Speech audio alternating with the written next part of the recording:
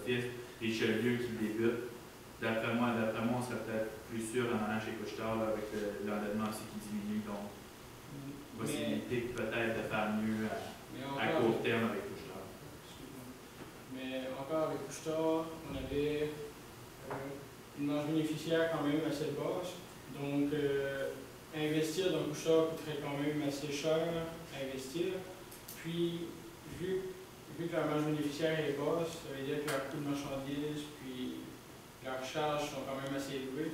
Donc, le bénéfice net est quand même bas comparé à ce qu'ils ont dans le fond leur revenu. Donc, investir dans Couche-Tard pour, mettons, 100 $, d'après moi, ne ferait pas grand argent. Parce que justement, les bénéfices sont beaucoup élevés, puis il y a vraiment beaucoup d'actionnaires qui sont avec Couche-Tard. On parlait, vous dites justement qu'il y a un critère concernant l'environnement, donc le respect des normes environnementales, la pensée peut-être un peu écologique. Pouvez-vous un peu élaborer justement sur ce critère-là par rapport aux trois entreprises possibles?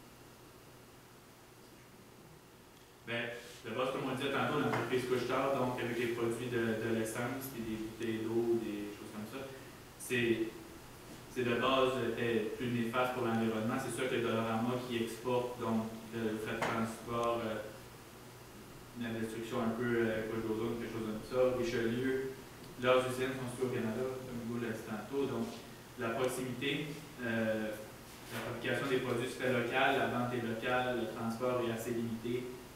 C'est sûr que, encore là, c'est des produits de consommation, donc il y a une certaine charge en environnement, mais sinon les deux autres ont un peu un frein par rapport à l'environnement à cause de leur consommation d'essence pour le transport ou la vente de cette essence-là au particulier. C'est Couche-Tard qui ne vend pas l'essence, mais qui, avec l'achat d'ESSO, va s'associer avec les autres.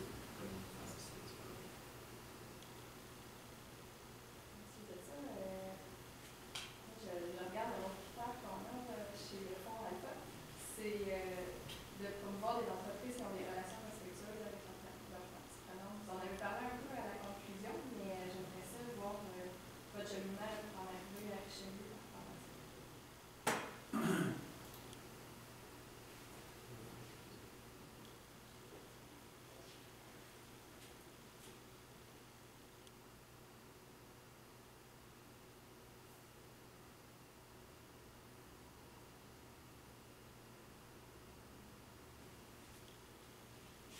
Richelieu, je pense que j'ai oublié de préciser, il y avait 50% des actionnaires, je crois, qui étaient employés. Ça, déjà d'avance, que je trouve que c'est une très bonne relation entre les employés et les clients. Ensuite de ça, qu'est-ce que je pourrais rajouter si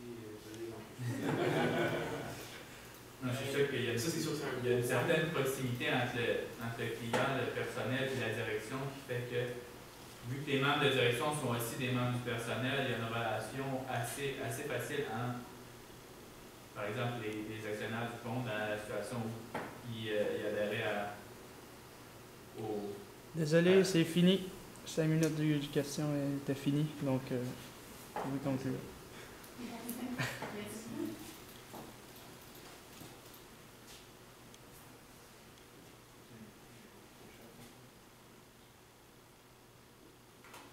C'est correct pour le PowerPoint. Merci